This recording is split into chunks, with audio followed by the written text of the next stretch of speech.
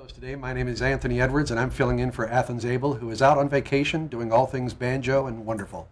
My guests today are from United Samaritans Foundation. Please welcome with me Maris Sturdivant and Esther Mann. A little bit later, Kathy Hobby will also be joining us. United Samaritans Foundation is a local foundation that serves Stanislaus County's needs. We're going to start by running a short video that describes pretty much the mission and the purpose of United Samaritans Foundation. So guys, whenever you're ready, if you can run that video, that'd be great.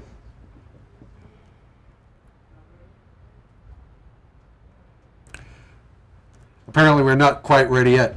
Maris, you're the Chief Operating Officer at United Samaritans Foundation. Why don't you tell us a little bit about how you came to be at United Samaritans Foundation? Well, I was with the original group that started the Daily Bread Ministry at Sacred Heart Church in Turlock in 1992. And the United Samaritan Foundation was formed in 1994, and they assumed control of our ministry and started a bigger one in 1996. Wow. So you've been there from the very beginning. From the very beginning, when it was just one truck in Turlock. Tell us a little bit about that. Well, it was run out of the Sacred Heart School kitchen. Sure. And we were all volunteers at the first time. And then it got to be bigger and bigger, so we had to start having paid staff. This was under Sacred Heart Parish. And we were owned by the Diocese of Stockton. Oh, okay. And then the United Samaritans Foundation formed after John Rogers' mother passed away.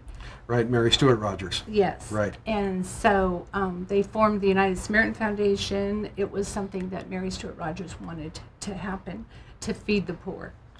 And from its humble beginnings in 1992 to 94 to 96, really, how much would you say it has grown? How many? Well, we started with one truck, and we now have 4, and we do 9 towns in Stanislaus County, and originally we only did 1. Wow. So it's really grown in 20-some years. That's fantastic. Are we ready for that video yet, guys? Let's take that video right now.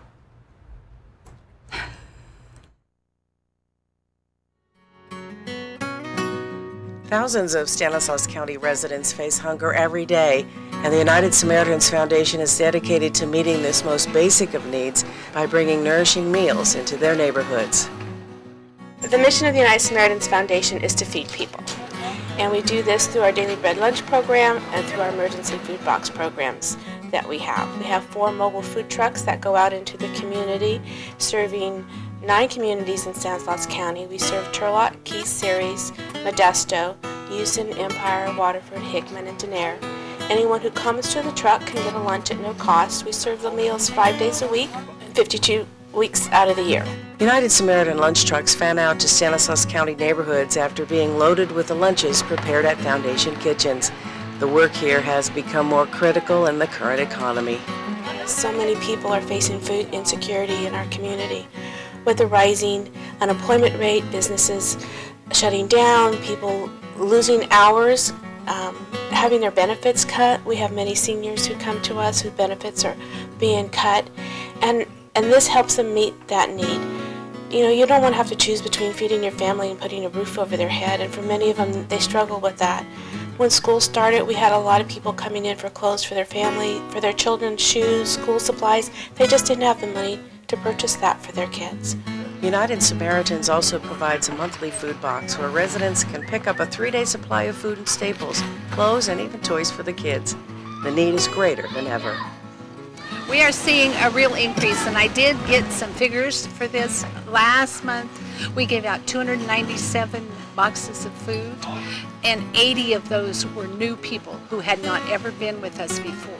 So that's a really large need. I mean, we usually see maybe 10 or 15 new people, you know, on a regular basis, but this was just a real extreme. Oh, helped me a lot. Helped me a lot. See, I lost my wife about 4 years ago, and now I'm living all alone. And I sure appreciate the food they give me. I'm a full-time student, and it's just me and my daughter, so I mean, I don't have a lot of money, so whatever they do, I mean, they help us with food, they help us with clothes. If we need help with housing or whatever, they'll help us. If they weren't here, there would be no one to help the people who needed the help.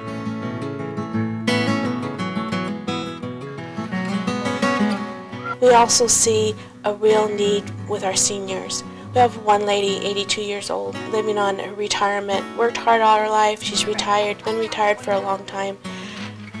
Her benefits cut. She now can't meet her basic food needs, and she comes to us for a food box and finds that to be a really blessing for herself. The recipients say they really count on this extra help. Well, it's helping me because my check doesn't cover it all. I mean, really, it helps. Thank God for this Samaritan. Oh, you're going to make it, brother. Oh, you did good. Thank you. God bless you. Have a good day. Thank you very much. No problem. Careful, the eggs are in there. Oh, a box. Oh, Bye-bye. The United Samaritans operate a clothes closet, and here again, the need is greater than ever. We also have our clothes closet to help meet with their clothing needs. Anyone who is eligible to come in for clothes, they can come in once a month, both here at our Turlock site and at our Houston site. We also provide services for the homeless here in Turlock. We have a space where they can come in and sign up to take a shower, get their laundry.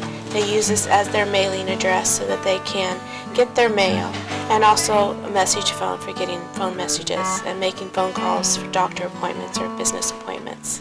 We had a gentleman that was a senior in his 70s living on the street. He wouldn't have survived another year last year on the street, but we were able to help him, encourage him, walk with him to take the necessary steps that he needed to get into housing. These services are important for the survival of many residents.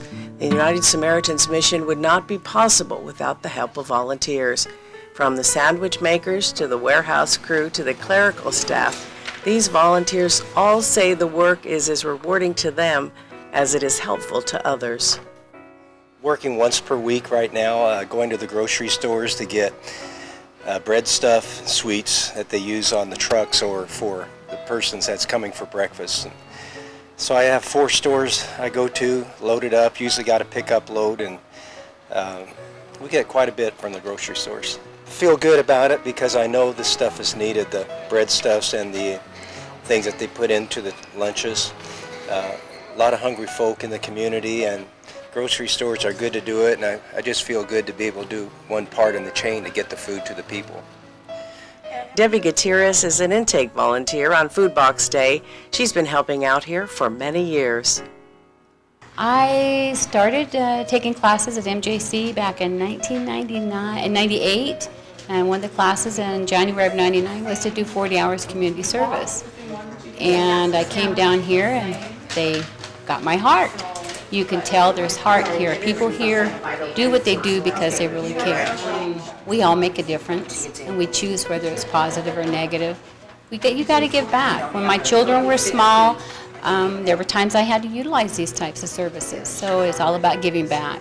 The foundation also depends on donations of all types to perform its mission. We're sustained by the contributions from the community and through grants. We do our part by going after as many grants as that we can, and then we rely on the community for the balance. With their in-kind donations, we get many food donations through businesses that are very vital to our program, and also through the monetary donations that you as individuals make to us. Because of the network of volunteers and donors, United Samaritans Foundation is able to provide this most basic of human needs to the thousands of hungry people in our community. But the mission here goes beyond that. We grew up in difficult times. There were 7 in our family, so things were hard. We had family to help us in those difficult times. Today, many people don't have that family support to help them during the difficult times, to bring over a meal or provide them with some of the basic needs that they have. So I feel like we're the extended family for people in the community who don't have family to rely on. It's heartwarming.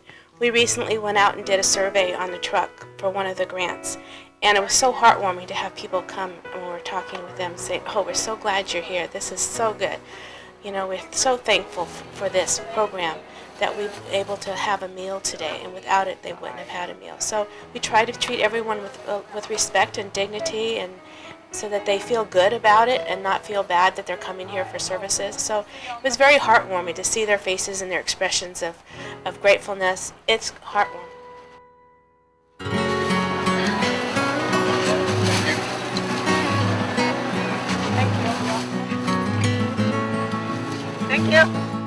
Efficiently and cost-effectively day in and day out, rain or shine, United Samaritan lunch trucks pull up at the stops with a smile and a good meal. See you guys Monday. It's 105. We're at the Cesar Chavez Park in West Modesto. And 105 is a very, very important time because each and every day, 5 days a week, the United Samaritan truck is going to pull up and people from the neighborhood are going to come out. These are people that are just down and out. They're not necessarily homeless. They're just people who don't have money for food, medicine, whatever. So it's important that we help continue this program. The availability of food at the food banks and the grocery store donations are getting less. We need to go out and buy more food, which means we need more money from you. So please help us serve this community, and hopefully they'll be no longer down and out in the near future, but we just can't turn our backs on it. Thank you.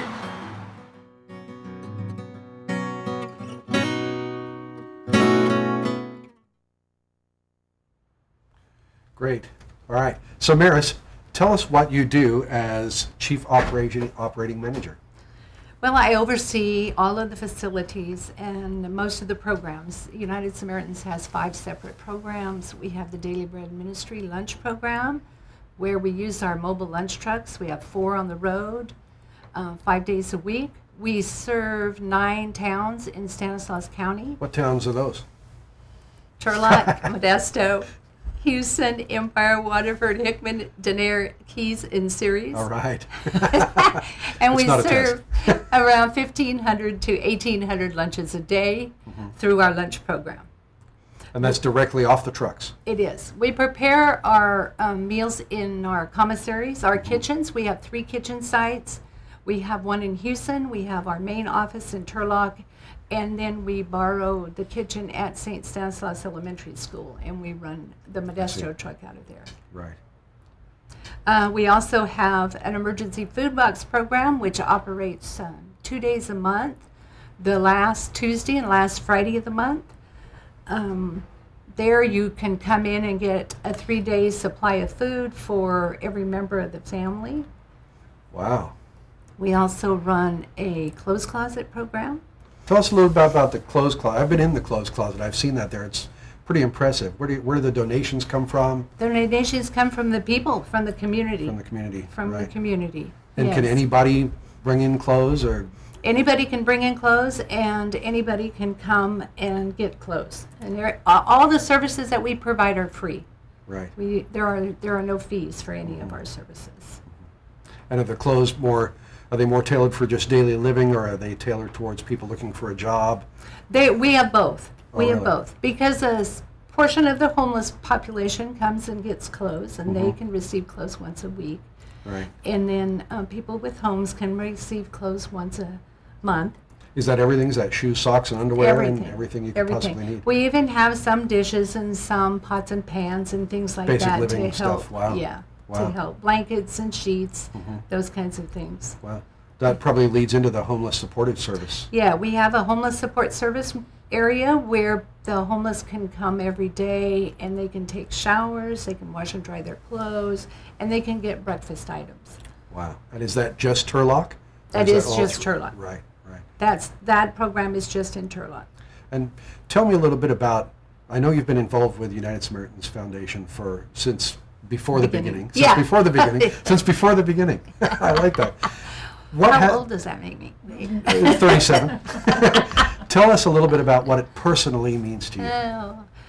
I really, in the beginning, when Sacred Heart Church advertised in their bulletin about wanting to start some kind of program, I went to the first meeting, and I just really felt called by God to do this service for people. I was at that time working for Modesto Junior College in their Child Development Department. And I left there and went to work at the Daily Bread Ministry program at Sacred Heart Church. Wow. I did. Can you tell us a little bit about the need? Obviously, you're meeting a need. How great is the need? What are the numbers? Who's missing food and services? On our Daily Bread lunch truck last year, we served 372,499 lunches. So that's a lot of A lot. That's incredible. Yeah. And in our food box program, during the same course of the year, we served 3,285 boxes for a total of 6,789 people. So they came to our sites. We do have an emergency food box program also in Houston. So. Right. And then through the clothes closet, we have served 2,449 unduplicated individuals. So that means we're only counting them once. Right. No matter how many times they come during the year. And they can come back repeatedly. And they can. Sure. And they can. And we gave out 39,781 articles of clothing. So my guess is that this takes a pretty good workforce to be able to put all of this together. I can see Esther over there. She knows I'm going to ask her a question next. That's okay. Also with us is Esther Mann. Esther is the volunteer coordinator for United Samaritans Foundation. Esther, welcome. Thank you. Are you having a good time so far? Yeah, I am. Great. It's nice. Why don't you tell us a little bit about yourself so we can get to know you a little better? I moved back into the Turlock area 4 years ago from Hanford, where I did do some volunteering there at St. Vincent de Paul. Sure. A smaller version of what USF is all about. And wanted to do the same, so went into USF, United Samaritans, and had a meeting with Maris, and she showed me around and roped you right in. And roped me in. She's good at that. And there happened to be a position that was open, so I applied, and I've been there ever since, almost 4 years ago now. That's fantastic. Tell us a little bit about tell us a lot specifically about what you do. What I do. As volunteer coordinator, as you can see, Maris was talking about a lot of different areas that we have services for. Sure. It takes a lot of people to maintain those areas. And that's where I come in and help get volunteers that are community people in the community. I have students, high school students, college students, and then we also have court referral programs that community service hours are needed to be completed. Sure. So with United Way, we work very closely with them. A lot of companies are now wanting to have their employees be involved in the community and doing community service hours. Wow. So with that, I've had a lot of help from Bank of America, Holiday Inn Express, Exit Realty, Target, Kohl's, a lot of Gallo, and the colleges themselves too, like Kaplan College and Sure. Phoenix. What would you say is your greatest challenge day to day in doing your job? Is it easy to find those people? Are they tripping over the door to get to you? At times it is, and at times it's not. Sometimes it could be feast and famine. Sure. And it's keeping people in the door all the time. I would imagine it would be difficult to orchestrate all of that and keep everybody going in the same direction. It can. It's challenging. It Sure. can be challenging at times. And that's okay. And depending on the time of the month, it's more challenging than others. At the end of the month, we've got food boxes that have to be prepared. Sure. And then I need volunteers to help take the food to the clients. Sure. So it takes groups then at that time. And then right now, we've collected a lot of canned goods, and I need a lot of people to help sort it, to have that ready to go for the end of the month also. Can you think of, off the top of your head, any particular stories of success where you've been able to meet the need of a client or two where they've... I do. At Christmas time last year, we had received donations of Christmas trees. And it's not so much a volunteer story, but a story of helping a family at Christmas time have a Christmas where they wouldn't have had a Christmas at all. And it was really touching to be able to feel that need for them. Sure. But volunteers, I've had volunteers come in, most recently one gal that had a lot of issues going on in her life, but she felt at peace being a volunteer for us in our clothes closet, sorting clothes. And she goes, I'm here where I need to be. Right. And I go, are you sure? But she felt a real peace being able to help out the clients that we have come in. Looking down the road toward the end of the year and even past that onto the future, what would you say are some of the challenges you face as we move forward? Is maintaining volunteers. Sure. Is maintaining volunteers and letting people know that there's opportunities out there. And it can be a half hour to an hour to half a day. It doesn't matter. I'm very flexible with the hours available. If somebody wanted to volunteer, how would they find you? They just call the Turlock location, United Samaritans, and just ask for Esther. And there's a small application that needs to be filled out. And then I visit with them and we talk about their schedules and see where we can plug them in at the time that works both for both of us. Can they find you online? Do you have an email? Somebody can email it? Yes, they can go to our website and contact me there. Which too. is, Kathy, it's unitedsamaritans.org. Unitedsamaritans.org. I asked earlier, so I would know. Good. Maris, same question for you. Looking down the road to the future, what do you think some of the big challenges are going to be in keeping a nonprofit organization up and running? Well, always one of the biggest challenges is, for me, because I procure all the food, is getting enough food in to prepare all the meals and all the food boxes. And with Kathy Hobby now with us to help with the fund development of bringing in money, because it all takes money. There's no charge for anything, so it all takes money. It all takes money, and the generosity of everybody. We have a part-time grant writer now, too, which is very helpful. You know, she's applied for a lot of new grants that we hadn't been doing in the past. I used to be the grant writer, and it's a great relief for me to have. That is a hard job. Yeah. Right. So, yeah. I don't know what else. I think we're going to switch gears just a little bit, and we're going to have Kathy come over and switch places with Esther. Esther, thank you so much for being with us today. I really appreciate it. That's great. Come on over, Kathy. Also visiting us today for our little show is Kathy Hobby. She's the Director of Fund Development. And Kathy and Maris are going to talk to us a little bit more about the challenges and the joys of fundraising in today's world. Well, welcome, Kathy. Good evening. Good evening, everyone. Yes, it is fun. It's very fun, especially when you're passionate about what you do. So it's exciting to go out and talk to potential donors and connect with them and let them know what our passion is and where they can fall into. Tell us a little bit about the scale of donorship that you're looking for. Anything from small to large? Can you expand on that just a little bit? Oh, just like both of these ladies touched on with Esther, we need volunteers, so that's really fun for me. When I go out and talk to service groups, I can get volunteers.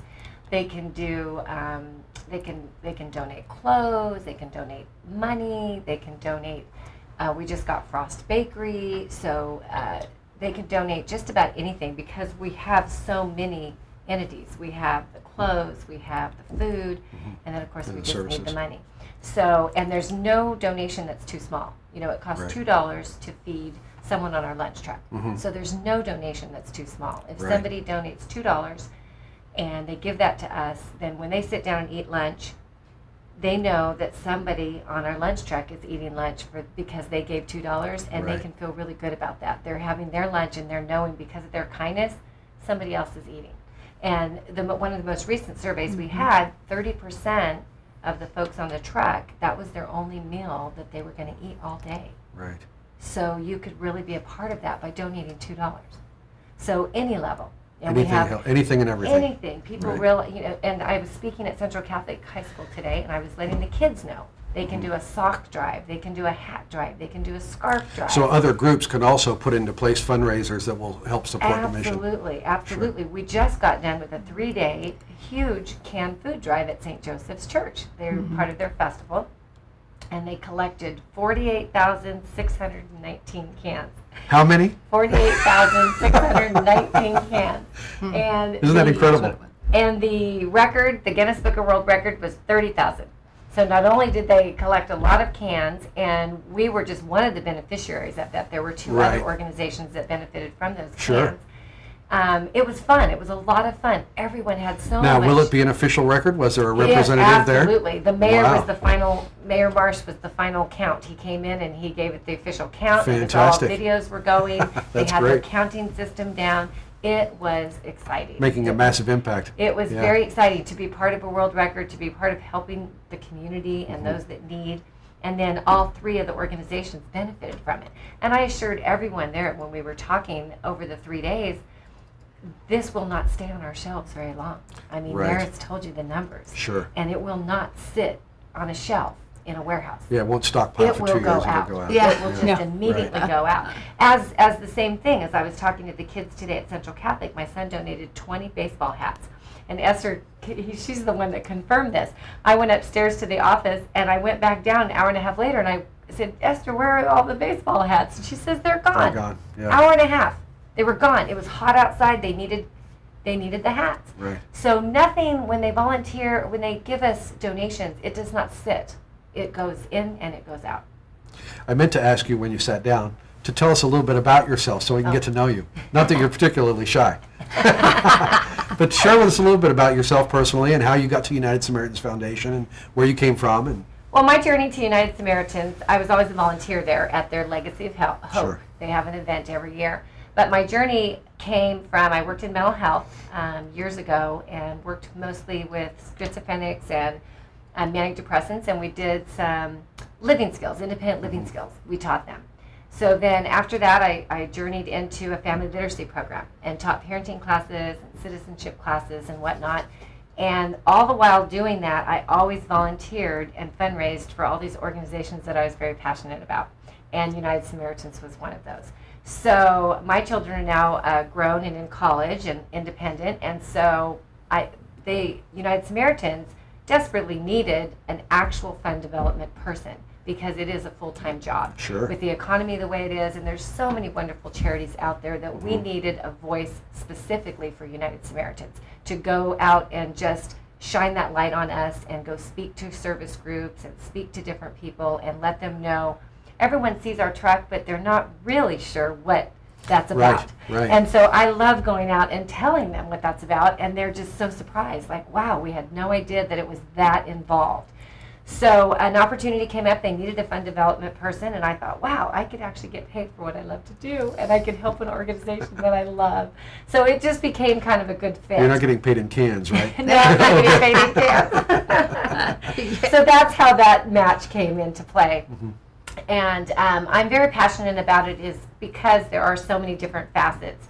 You know, we help so many different people. Just with the clothes closet alone, a piece of it is if a family member has a wedding or a funeral, they can come to us and we have some nice clothes in the back.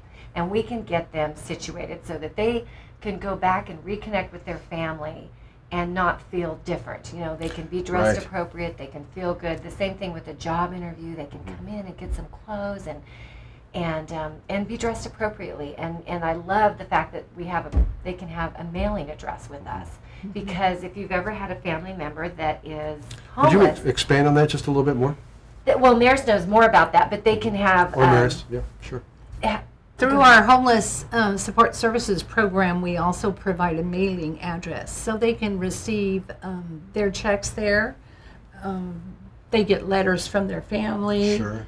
And also a telephone service so they can get in touch with jobs. Jobs can call them at our number, and we keep them, relay the message to them when they come in. Fantastic. So we and is have that just in Turlock, or is that in all 3 sites? It is just in Turlock. Just in Turlock, right. Okay. That's the only site that we have where we really provide, other than the meal for the homeless population. Because there is also staff there at the same time all day. Right. I totally didn't mean to cut you off. Yeah, no, I that's just wanted perfect to because that's what I tell people. If you've ever had somebody that's homeless in your family, the most frustrating part is not being able to connect with them. Right. So you can send a letter.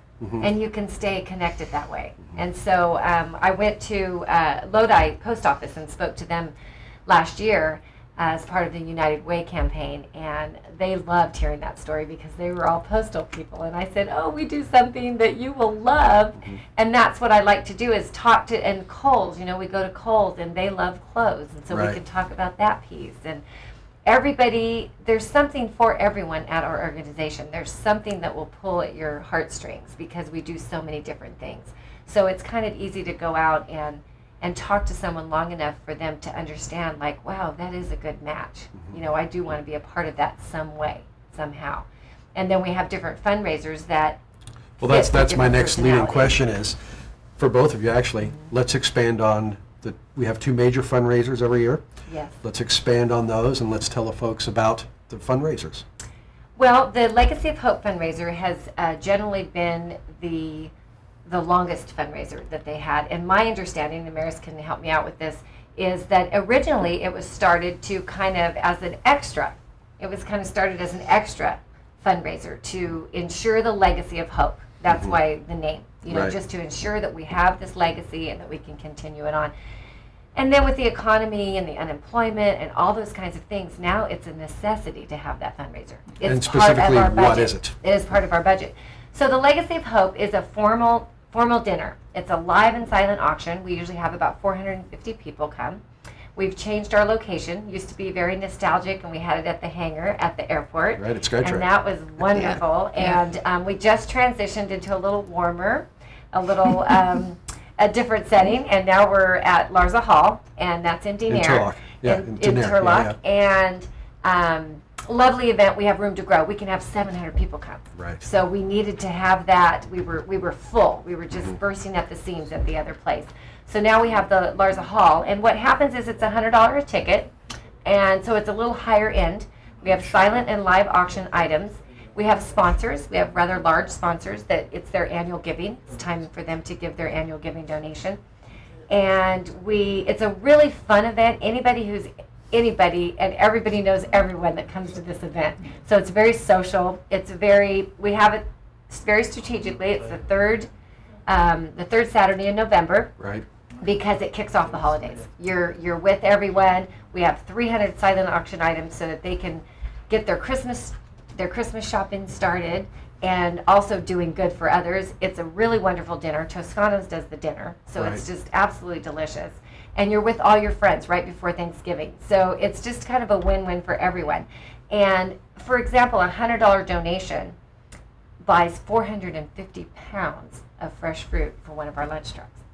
So that donation, they come, they have a great dinner, they're with all their friends, and they're also buying 450 pounds of fresh fruit for our trucks. And so it's just a great event. And there's an auction. And there's an auction. What kind of items get auctioned off? We have really fun items to auction off. We have we try to get really unique things. We have a Napa winery, and it's overnight for 10 people. And you get a tour at the Gallows, one of the Gallows wineries, and then you stay overnight, and it's just a really, really fun item to bid on. We have a plane ride for 4 people, and then they take a little plane ride over to Monterey, and they play Pebble Beach. So that's kind of a fun one. We always auction off a Christmas tree, a fully decorated Christmas tree. So it's more affordable for somebody, and you can just go, check, done. I've got my tree, it's decorated, and I helped United Samaritan. So we have a variety of things. We usually have a full-on wine auction table with tons of different kinds of wine that people like to bid on. And again, it's right before the holidays, and so it's a great hostess gift. You can just show up and you have your bottle of wine, and you can feel really good because the money went towards a good cause. So, and again, we have 300 silent auction items. We're going to cut that down a little bit, but wonderful items, jewelry, and oh my gosh, we have everything. You know, we have golfing, we have purses, we have Arthur Court, we have toys, we have Christmas decorations, just anything. So how many years has this been going on? The first fundraiser for Legacy was in 2005, November of 2005. Right. So that was our first Legacy. Yeah. Incredible. So it's been really successful, and for me, it's been really fun for my job because we have this group of volunteers that have been doing this. That Esther directs, right? Yeah, she helps. She helps. Yeah. But our chairman of this event is Maria Solly. And she was kind of the one that got this whole thing started, and she has the best team working with her. And it's like a well-oiled machine. Everyone has their part, and everyone does it. So for me, I just got to come in and just do some fun things and add something to it. It was already running really, really. And this is the third week every November. Every November. And if somebody wanted to buy tickets or a table, where would they call? They can call 668-4853, or they can also go to our website, unitedsamaritans.org. Excellent. And they can buy a ticket, they can buy a table. We need volunteers for that event. We need our bank. When we check in and check out, we need people that if you're a retired person that used to work at the bank, we can use you, to make the checkout go smooth and easy. Setup, cleanup. Cleanup's always the fun part. Yes. And so what we're trying to do is get more sponsors and just grow the event and just get more people there so that, you know, we're mightier when we have more people. Anything to help. special or different for this year? Some interesting new silent and live auction items. We're trying Excellent. to just improve the quality even more. Sure. And we have something that's called Fund a Need, and I usually say that too fast so people think I'm saying fun. So it's Fund a Need, and we're going to do some things with that. You know, we're going to mix that up and let you know what your money would go towards, and so Right. that everyone has a giving level that they're comfortable with. Everybody's budget's different, so we really want to present that in a way that's good for you, that you can make a good contribution and know where it's going. And if somebody wanted to buy a table, how many seats are at a table? 10. There's 10. Great. There's 10 seats at a table. It's $1,000, and again, it's all a tax donation. And do we remember the specific date for this year? November 16th. November 16th. November Excellent. 16th. Yes. All right. Yes. So my next question is to tell us about the Walk for Love.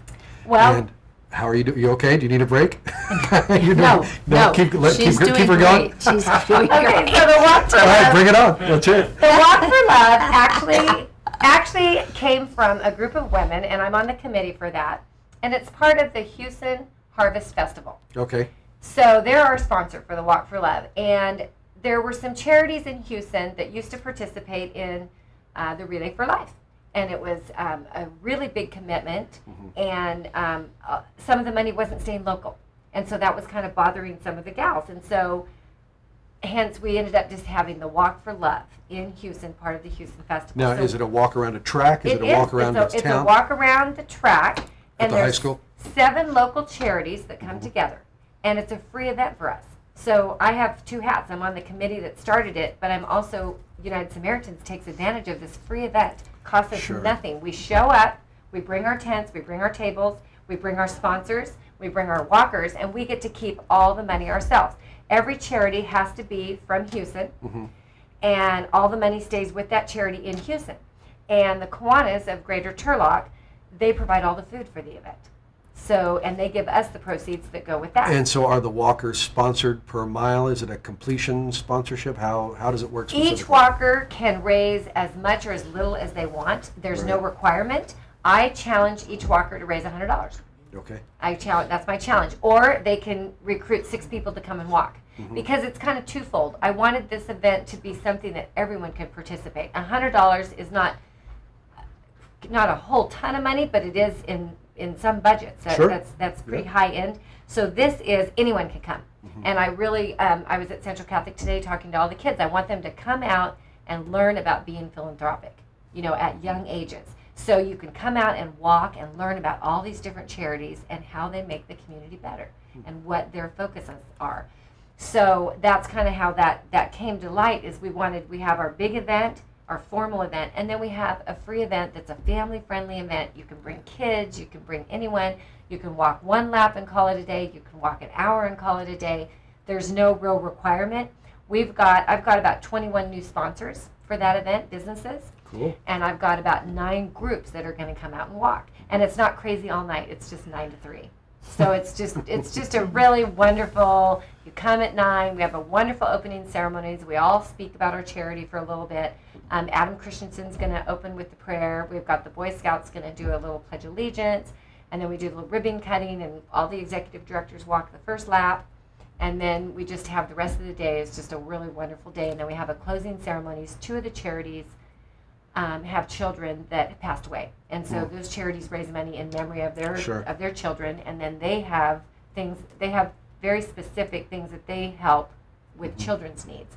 So we let balloons go in memory and honor of people, Right. and so it's really healing and really emotional event. And is there food and refreshments available during the walk? Kiwanis is selling them at very inexpensive. They have hot dogs and hamburgers and fruit, and it's very inexpensive. When is it? It is September 22nd. Wow, it's coming up. Yes, It's almost there. and we're getting really excited. We have more walkers this year. We have more sponsors this year. Last year was the first event, the first annual, and with all the charities together, all 7, we raised over $36,000 our first time out. And so that we felt really good about that, because some of them barely had any walkers, and some, you know, it just was the first time out. And so now this year we're even going to be bigger and more people. And again, it's mostly to of course it's to raise money, but it's to raise awareness. What does our charity do? Who do we help? How do we help them? How can you help? And what's really great for me is last year, some of the sponsors heard us talk, and now I was talking to our accountant the other day, and we picked up 3 sponsors that now are monthly sponsors, and they send in $100 every month. Fantastic. And it started from the Walk for Love. Wow. And that's how you start building a relationship with someone. They found a passion. There was something that we said in that presentation that struck something in their heart, and they want to be a part of that. And so it's exciting. So my next question is, it's a lot to take in. There's a lot going on. There's a lot happening. I know from a little bit of experience that it can be very restrictive and very difficult to manage a nonprofit organization, especially in California. Can you talk to us and to our listeners about some of the challenges that you face in trying to keep things going? Well, I think some of the challenges are if we write grants and we get grant money, then there are specific requirements for that grant money and how it's to be used and how it's to be accounted for and all of the statistics that we have to gather and keep track of where every dime was sent. And so when I buy food with grant money, then I have to keep all the receipts and specifically for that grant. You know, and we have to do that for all of our grants, basically. And is there some type of organization that oversees that or that monitors or audits? Well, we're audited every year by an outside auditing firm. You are? Yes, we are. Excellent. So, yeah. Well, and some of the exciting grants we got last year was Walmart and Kaiser. They gave us, but it was very specific, but it was great because it was a huge need. They gave us specific money for fresh fruits and vegetables on our trucks, and which was awesome because on Fridays, and again it brought in Esther, we bagged up, we got the volunteers, Esther got the volunteers. I had nothing to do with it. She gets the volunteers and they bagged up the fruits and the vegetables mostly, and then over the weekend, Saturday and Sunday, they were able to make a soup or a stew and it would tide them over until Monday. So it was awesome. Wow, that's incredible. Yeah, and when we did the surveys, Maris might know the statistics better, but we asked, one of the specific questions we asked on the survey was, how many fresh fruits and vegetables do you get regularly? And often, most of them said just on our truck. Yes. That was the only time they had access to fresh fruits and vegetables was on our truck. And that's thanks to Kaiser and, you know, Walmart.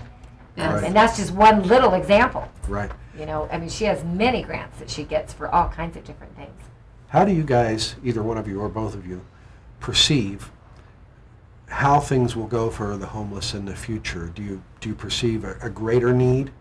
Do you think things are getting better? We are locally? seeing more homeless than we have.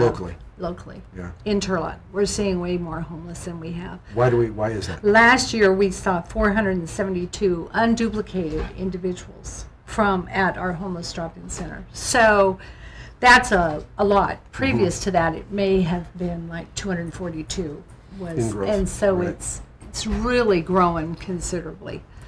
And is that I males, think females, children, families, everything? All, yes. Yeah, how sad. Yeah. It's awful sad Why do you to think see. that is? Why is that happening? I think the economy has a lot to do with it, and I know that things are slowly improving, but it's a slow, and some people are just now getting caught in losing everything still. Sure, you know, it's still going on. a slow process of losing your home and everything. How big and immediate was the need? Everything okay? How big and immediate was the need when the housing thing fell apart? Did you see a massive impact? Oh, yeah. There was a lot. That's why our numbers have increased so much from the truck, we're really seeing our emergency food box numbers increase as well as the homeless population. And maybe not so much the typical homeless person, but every type and every type of family and person and every and a income lot level. of seniors even. Right. We have a homeless man who's 83. I mean, that's horrible. Yeah. You know, you wouldn't want to see your dad homeless. No, he looks all right. Well, and I think that's one thing when I was talking to the kids today in the classes is people think that the folks that come to our trucks are only homeless. Right. And it's not a large population. It's a lot of people, but it's not a huge percentage. I mean, the people that use our services and utilize our services are the working poor. I mean, they have jobs. That might be a single mom who has a family to feed, and maybe she makes minimum wage or a little bit more. And so by the time she pays rent, she's got her car, she's got her insurance, she's got her gas, she's got her utility. Those are things she has to do so that she cannot become homeless and her family will have a safe place to live. So food becomes an option. Food becomes an option because you have to do those other things. So I think people don't realize that a lot of people that utilize our services, especially our clothes closet and our emergency food box and the trucks, they're working. Yes. They're out there. They're working hard. And they're trying to make it, and they're trying to stay out of the system and on their own and independent. Are there any numbers on the success rate of that, or are people able to get ahead, or is it staying kind of stagnant? It's hard to track, isn't it? It is hard to track. I mean, they come and they get services, and then maybe for months, and then all of a sudden they're not. So change. We're kind of hoping that they've gotten employment and that they've What other local services do you work hand in hand with and refer out to if USF can't specifically help meet a need? Well, we work really close with the We Care program, which is the shelter program for homeless, and Can you expand a little bit on what that is, maybe, or? Well, it's an emergency shelter program. Okay. It runs November through April, and they rent space from United Samaritan Foundation. I see. United Samaritans owns a hotel building that was built in 1926. Right. Yeah. So they rent that, and then they have other housing programs for homeless too, with transitional housing and then supportive housing. So there's several programs there. We work closely with the HAM Center, which is the Homeless Assistant Ministry through the Turlock Gospel Mission. Right. They have opened a center. United Samaritans provides lunch daily there for the people that are staying. They don't live there, but are there for the day. Right. For the day. It's a day service. So that's been really helpful for them to have a place to go where there are computers and they have access to that kind of stuff. And the Modesto is trying to model after that. They're trying to get a center for the homeless to be able to be out of the elements and in a building during the day. Esther earlier was able to give a great example of a success story. Can both of you, each one of you, give us an example of a success story from working at United Samaritans Foundation? Somebody that was able to oh my goodness. Somebody that was able to pick up and move on with your help?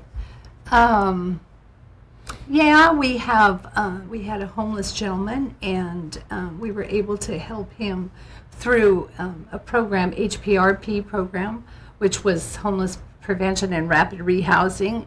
And Esther was the intake specialist at that time, and so we were able to help this person get back on his feet, get a house, and now he is working. Fantastic. Yeah. Kathy, how about you? You must have a bunch of touching stories. I don't work directly with the clients per se, but the donors, working with them and having their heartstrings. For example, Maria Solly is someone that is just undying support of us. And her family, her father told her a story when she was 12 years old that he could count on one hand how many times he went to bed with a full stomach. And she had no idea. She had no idea that he ever went through that because he had a restaurant and he provided for them. And so her connection to us always brings up that heartfelt desire to make sure that she helps other people.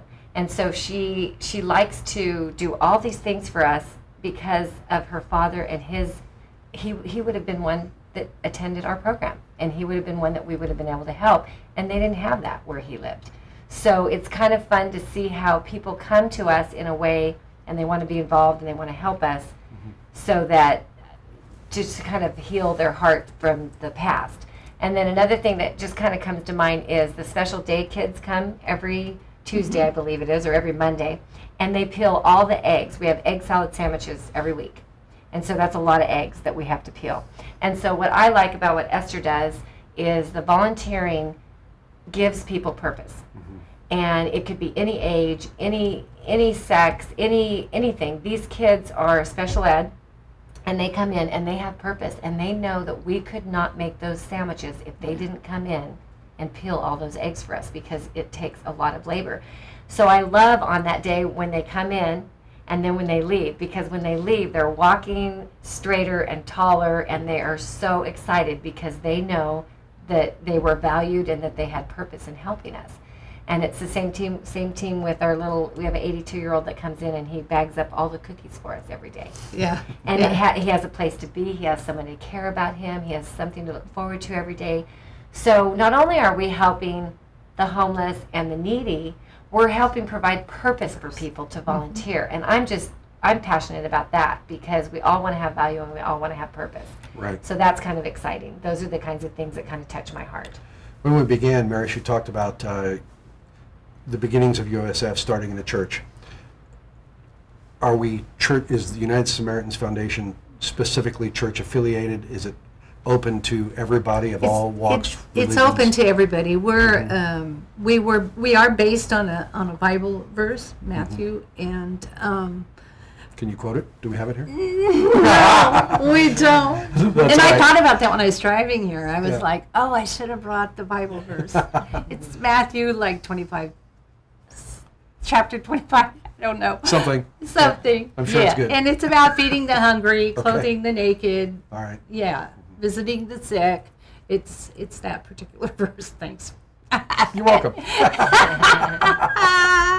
And we probably should know that. Yeah, I probably should. That's all right. Well, and we always talk about, we're called, when we get that question about religion, I just kind of chuckle because of the grants, we can't be affiliated. We can't be focused with one. That's interesting. So, because of the grants. So, what I laugh about is we're called United Samaritans. So, we are good Samaritans. And so, we help everyone. And that's right. If that's not faith based, I don't know what is, but it's not one particular faith. We help everyone. Everyone. We are good Samaritans. We we have volunteers that help us make from this every happen. church, every walk of everywhere. life. Or lack of. Yeah. Right. Yeah. Right. Absolutely. It doesn't matter. Absolutely. It doesn't matter. We help everyone. That's right. Anyone. And that's what's fun is they come, they go on the truck, and there's no questions asked. Anyone can walk up to the truck and eat. There's no paperwork. There's no anything. So if somebody said, I'm hungry, do they have to prove that they're hungry to be able to get services? No, How does that? No. Talk to us. We've got a few minutes left. How does that? They can go on our website. How does it work? They can go to a ham center. They can go to the library. They can get we have routes and we have scheduled stops. And so they can go at this scheduled stop Monday through Friday at 12:10 to 12:20 at that address, and we'll be there. So what I like to tell people when they're out in the community and they're approached by someone who's hungry and they ask for money or they ask for food, if they feel uncomfortable with that, they can say, do you know about United Samaritans? I see. They have these trucks, and you can go to these sites at this time, and you can get fed. And tell us again, how do we find out about those sites if a homeless guy doesn't have access to the internet? They can go to the library, and they can get it, or they can go to United Way, they can go to the ham center, they can go to most of the churches have our schedules. I see. We have our schedules out and about in the community. So And is there an intake procedure? Is there any type of? Not for the trucks. We do surveys because we do get grant money for the trucks. Right. We do them twice a year. I see. And if somebody needed clothes or the food basket, what was the one? The food box. Emergency food box. Emergency food box. There's some paperwork there. There's paperwork there. No qualifying. No qualifying, but there's paperwork. But there's paperwork. And because we want to document who we're helping. Of course. How we're helping, who we're helping, the demographics and whatnot. Yeah. Because it's the seniors. But you don't have to come in with a bank statement and say, I have no money, may I have some food. Right? No. No, there's nothing to qualify for. And like I told the kids I was speaking to today at the school, it's if you can't beat our system, you can't trick us, you can't take advantage of us. If you're hungry, you come to the truck and you eat. If your mom was making your absolute favorite meal tonight, would you go home and have that favorite meal, or would you go to our truck? Okay, you're going to go to the favorite meal. So you're going to come to our truck when you're hungry. Right. The people that utilize our services need our services. There's no tricking, there's no pretending, there's no faking. They're hungry. We've got just a few minutes left. I'd like to talk about hopes for the future. Where would you like to see both yourself and United Samaritans Foundation in the next 2 or 3 years? Well, due to the fact that I turned 65 this year. I thought you were 37. Didn't we establish that earlier? I'm Happy probably birthday. looking, right. on the slope end of that. But yeah, I love working for United Samaritan Foundation. It's been a real joy in my life, and I want to continue to do that as long as I'm able to physically do that. Sure, sure. Yeah. Kathy, how about you? Well, I am excited about next year's our 20th anniversary. I know. That's right. So I'm excited to be a part of that, and my goal is to just help in any way that I can, development-wise, to secure the legacy that these folks started. I mean, I've just been here a year and a half. I've been volunteering longer than that, but to be a part of it is exciting with the 20th anniversary coming up. So as far as development goes, we're just really gearing up next year to have open houses, to have some little fundraisers, and really spread the word and try to secure the legacy. And by securing the legacy, you know, we need money to do that. So it's going to be exciting to find different ways of getting out in the community and raising that money and raising those funds. And the thing about our program is we don't just provide food.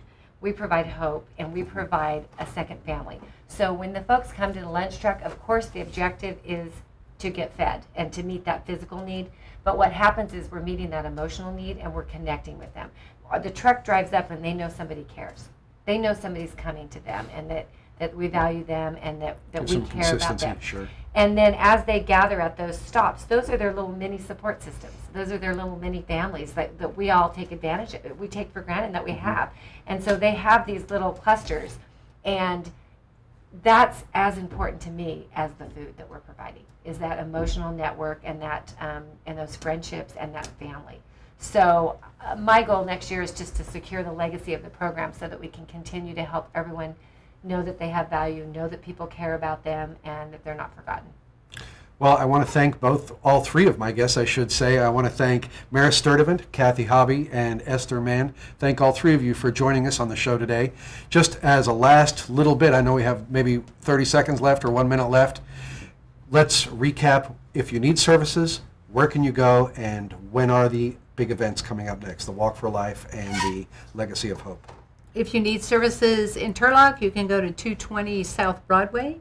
If you need services in Houston, it's 3rd Street. 3rd Street. I know. I don't remember the address. Oh, how horrible.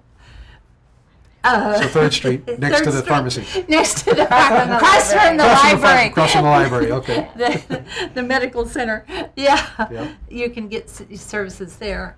And in Modesto, we come to you. There isn't any open site. And the next two big fundraisers are the Walk for Life. We have the Walk for Love, and that's September 22nd. Yep. And we have the Legacy of Hope on November 16th. And for more information, they can visit you on the web at UnitedSamaritans.org. And that's it for us, and I want to thank the guys in the back control room. Thank you for everything, and my thanks to Athens Abell, and we'll see her back here in a couple of weeks. And that's it for us. Thank you. Good night.